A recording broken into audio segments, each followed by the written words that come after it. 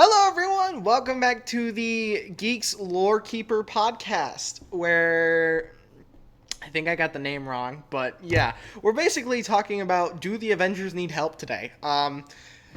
We got one person who doesn't know anything, but we're gonna ask them like civilian questions, like would you think they would need help in this scenario?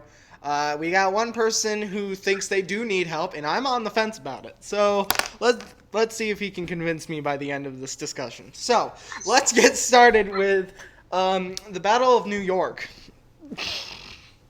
in the MCU specifically. The Battle of New York. All of that destruction and insurance needed for these buildings. So, one of three. I'm going to ask you this. If your house was destroyed by an alien invasion, do you think someone would be responsible?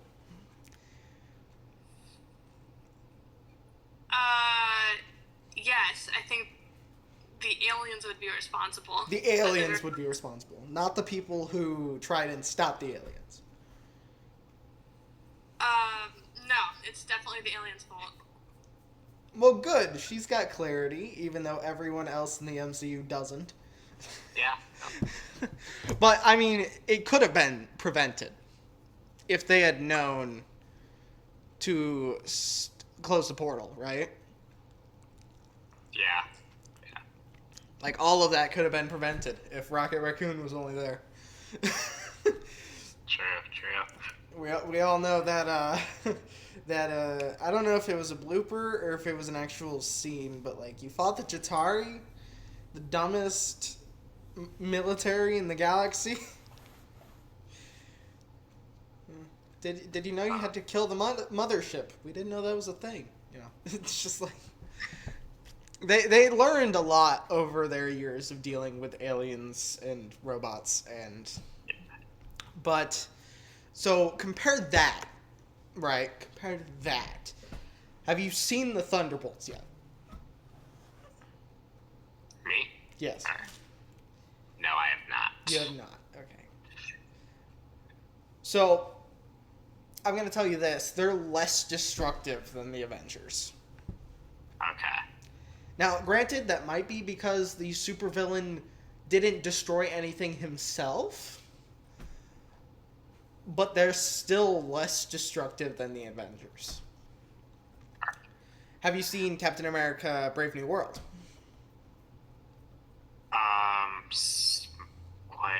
Most of it, yeah. Most of it. Okay, so you know Red Hulk?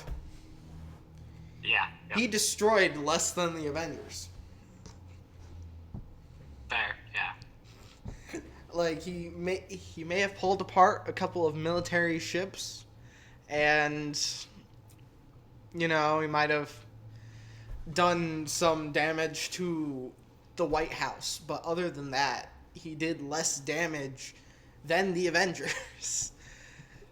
That is true, but the Avengers know a lot of stuff gets destroyed when they're doing that, and they have an entire organization dedicated to cleaning That is up. fair. That is fair. They came up with damage control. I think Tony Stark paid for damage control, but once again, I mean, it's still, why make the damage in the first place? True. But, it's a bit hard when you have Hulk on your team before you became Smart Hulk to That is fair. really control that. That is fair. That is definitely a truth. Yeah, Hulk might have been the problem, looking back. I think half the buildings wouldn't even have collapsed if it wasn't for Hulk dragging the mothership into him. Yeah. So that's a good point. But, like, do the Avengers need help in the first movie? They could have used it, yeah. I mean, they could have used military help if only the military was fast enough.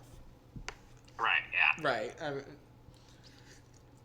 If, Captain Marvel was there, though, it would have been like an easy one-shot, pretty much. It would have, yeah. It really would have. But think about all the other possible Avengers at that time that could have been a thing. Like, I don't know, was Ant-Man a thing? I mean, the Ant-Man suit existed. Maybe Right. Hank Pym could have helped out. True. Yeah, maybe his wife wasn't even dead by that point, so maybe she could help out as well. So then begs the question, why did Nick Fury not think of that? Well, maybe he wasn't himself skilled enough yet to take that on. Like, the technology was there, but he That's fair. didn't have the skill. That's fair. Okay, and what about? I don't know. There were definitely so many other. Captain Marvel was a thing, and Nick Fury knew about Captain Marvel. Why didn't he call Captain Marvel? So, do we want to look at it from a universe standpoint or from a storytelling standpoint? A universe standpoint, because I know storytelling wise, Captain Marvel wasn't actually introduced yet, but at the same time, they kind of retcon their own plot hole. So it's I'm asking from a universe standpoint. Why didn't he call Captain Marvel? Probably the in-universe explanation would be something like another world was in danger. That was a higher threat level. That's fair. Yeah, I think that's fair.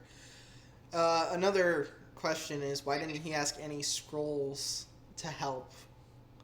Like, in-universe explanation. Why didn't he ask the Skrulls that he knew? Like, That is fair. That is fair.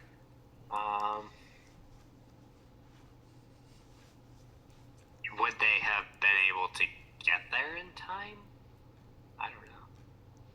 I'm sure he probably would have asked, even because he doesn't know how long battle's gonna last. Yeah, that's true.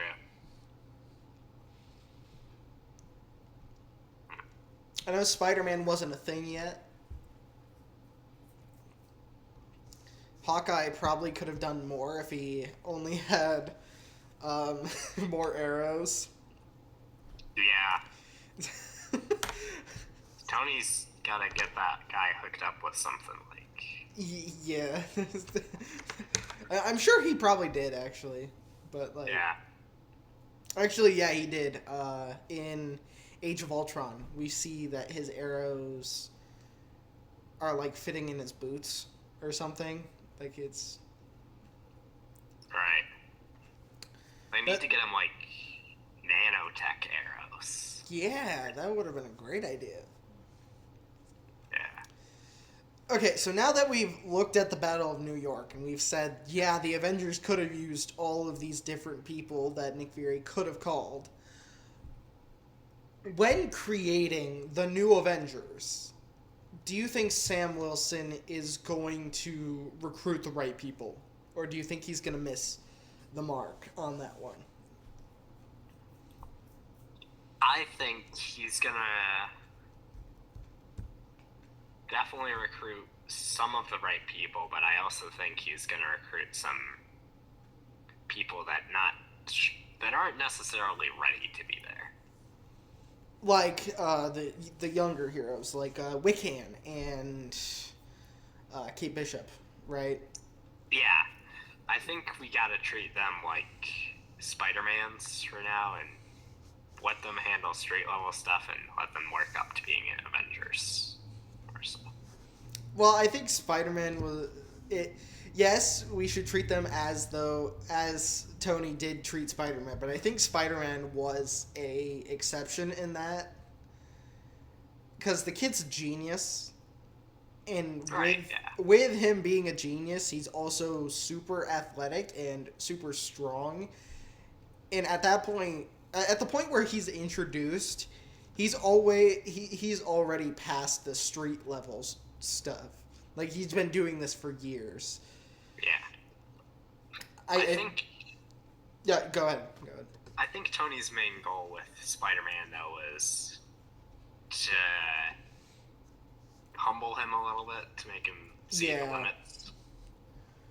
Make him understand that he can't just always go up and fight the biggest dude. Yeah. Yeah, but at the same time, like, he was ready. I think we can Yeah, he all, was. everyone who watched Civil War at the time of release, he was ready. He was. I mean, Tony offered him the job, and Spider-Man just flat out turned him down. Well, so it goes from Peter, wanting the job so bad, and then Tony declining him the job. Mm-hmm. And then at the end of Homecoming, you see Peter decline the job that Tony offers him. And it's just like, brother. Brother, what? Yeah. I think if he had known it was real, though, might have gotten a different answer. That's true. That's true. He probably would have answered yes. And actually, if you think about it, he might have actually been more of a help in Infinity War if he'd accepted, because he wouldn't have just gotten the Iron Spider suit. He would have upgraded since Homecoming. Mm-hmm. Oh yeah. So yeah, they might have actually been able to stop Thanos if it wasn't for him declining the offer. Yeah. Well, so basically, I think we're in agreement here. The new Avengers, they're gonna need help. They're gonna need to hire the right people.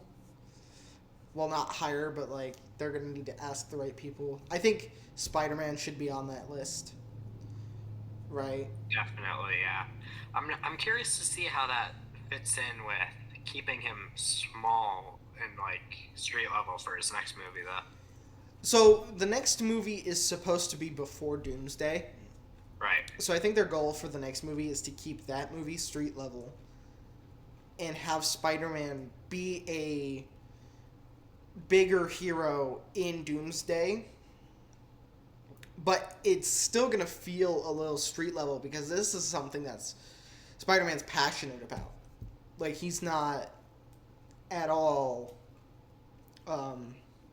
he's not at all going to choose to sit on the sidelines with Doctor Doom showing up. Especially if Doctor Doom looks like Tony Stark. Like, he's going to do everything he can to get on that field. Yeah. And I think that their goal is to keep Spider-Man's solo movies from this point forward if they continue after the fourth movie, which I'm also a little hectic to say they're gonna continue because Spider-Man 4 was already in the works with Tobey. It was already working. I don't know if they had started filming yet, but there was a supposed release date, which never happened. Right. So, there's that. Like, I did want an amazing Spider-Man third movie so bad. Yeah, and I think he would have gotten it if he accepted the Civil War invite. Yeah. But, the past is the past. I hope, I plea that this does not get taken away from us because I'm hoping. Now, you can keep it street level with an alien, of course. We all know this from the comics and from any animated TV show with Venom. Right, yeah. Like, Venom, I really want to see Venom end up with Spider-Man and kind of corrupt the already broken emotions that Peter has. But yeah, you can continue. That would be crazy, like Venom in there. That would be pretty interesting. Yeah, it would. But there's already hints that Venom's going to be on Scorpion. Oh, which I did not know that. We all knew Scorpion would be coming back. Obviously, from Homecoming's post-credit scene, we all knew that was going to come. The hope for me is that it's gonna go right. Like he's gonna beat Scorpion in the first 5 minutes, like or not the first 5 minutes, but like it's not even gonna be like a huge part of the movie. And I hope it's gonna be a bigger part of the movie that he's got to deal with the symbiote now. Like it's now his problem since Scorpion's no longer in possession. I don't know. This is just all theories and rumors, but at the same time, it's all kind of what the fans want. So Yeah. so we're in agreement. The Avengers need help. The new Avengers, the Avengers with a hashtag whatever, they need help. They need help from the right people, the experienced individuals, and maybe we'll get a Young Avengers movie. Maybe that will be their street level training movie. That Right. Yeah. that brings them and gets them ready for Secret Wars, which is also going to be a big movie. Like even if they deal with Doctor Doom in the first Doomsday movie, like that's going to be a big movie, Secret Wars, because we all know how that's going to end, and it's going to end in a divide. Like the name says it. Secret Wars in the comics, it's gonna end in a divide. There's gonna be so much people or so many heroes that don't know what to think anymore. And that's But yeah, so we're all in agreement, or at least the two of us are, and we got the one of three is quietly listening over there. But thank you guys so much for participating in the conversation in the comments. Hint, hint. Tell us what you think is going to happen for Doomsday and Spider-Man 4 and Secret Wars. Give us all your theories, your rumors. We'll discuss them in a future podcast episode. But yeah, thank you so much. I really appreciate it. Any final comments anyone wants to say? No, I'm good. All right, well, we will talk to you guys later. Bye. Bye.